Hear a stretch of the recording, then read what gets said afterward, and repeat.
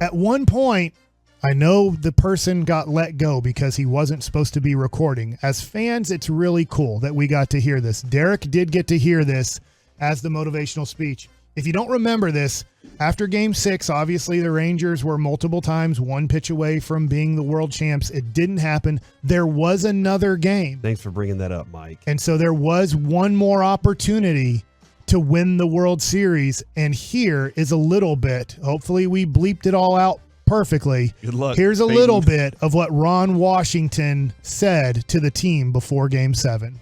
Hey, fellas, I just want to take a minute and, this is what we played for all year to get to this point. When the series started, as I told you guys last night, it was 7 games.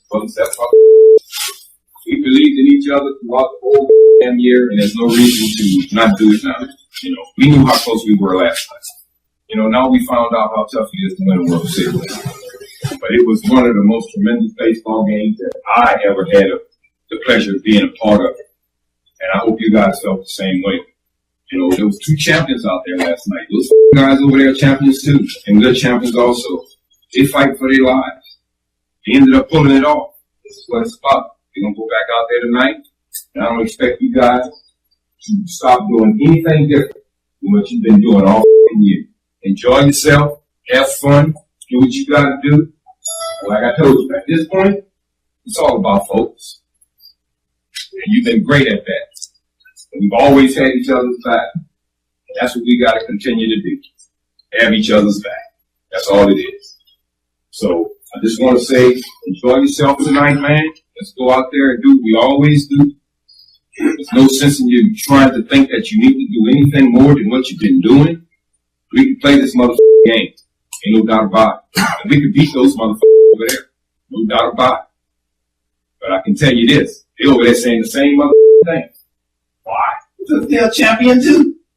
And we're motherfucking champions. But we know we can beat those motherfuckers. They're not so sure about beating us.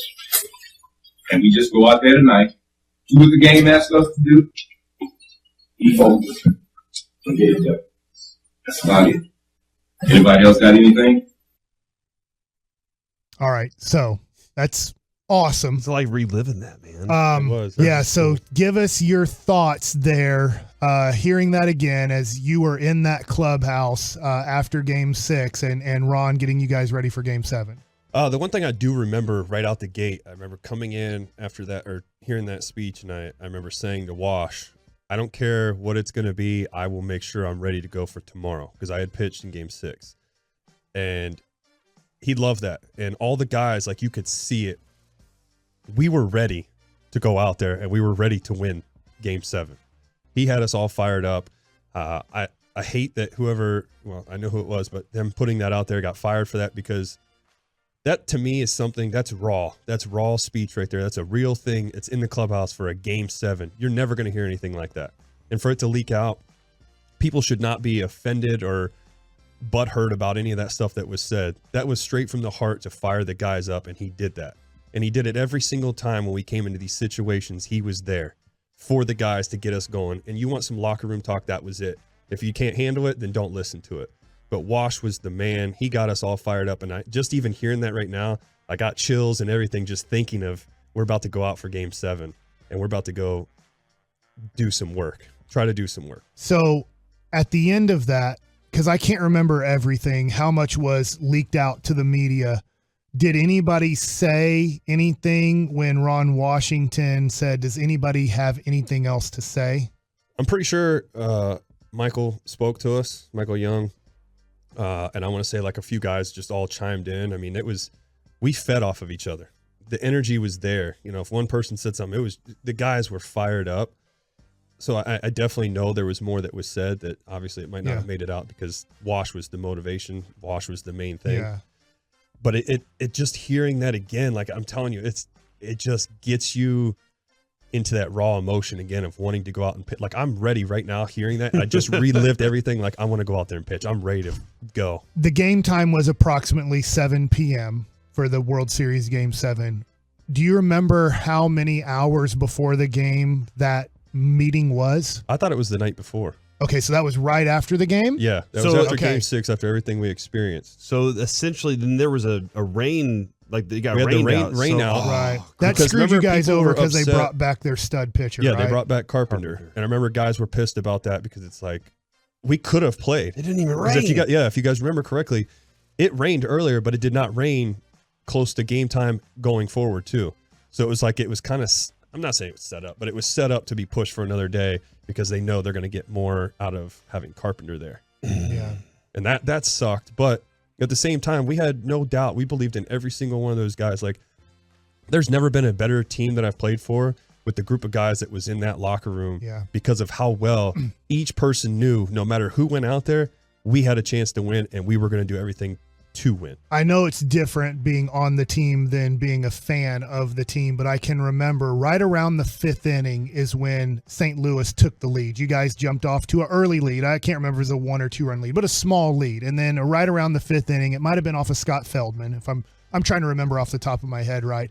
They ended up maybe scoring a few runs to take a lead, and that's where my heart sank. Too. Yeah, mine and was like, we're not going to do this. I think it was Harrison. Okay. Because he did start that game. Okay. But it hit. The thing is, you never liked Matt Harrison, no, right? stop it. Okay. That's one of my best friends. The thing is that when they did take the lead, it instantly gave us flashbacks of, we've been here before. We just did it 2 nights ago in game 6. We've been behind. We've come back, been behind, come back. So we know, like, we weren't thinking, all right, this is it, we're done. It was still a lot of fight in that dugout and in the bullpen. Okay, so that's that. I don't want to relive too much. That was great because Wash, I mean, that if ever you have such a heartbreak, and how do you come back from that, right? It's very tough. Everybody, if you remember, if you're too young, Bill Buckner missed a ground ball. It was a tie game, but Bill Buckner misses a ground ball in the 86 World Series. That was game 6. Boston was going to beat the Mets. And then there was a game 7, and a lot of people from that Red Sox team will tell you it was just so much to emotionally overcome to play that next night and to have a great game.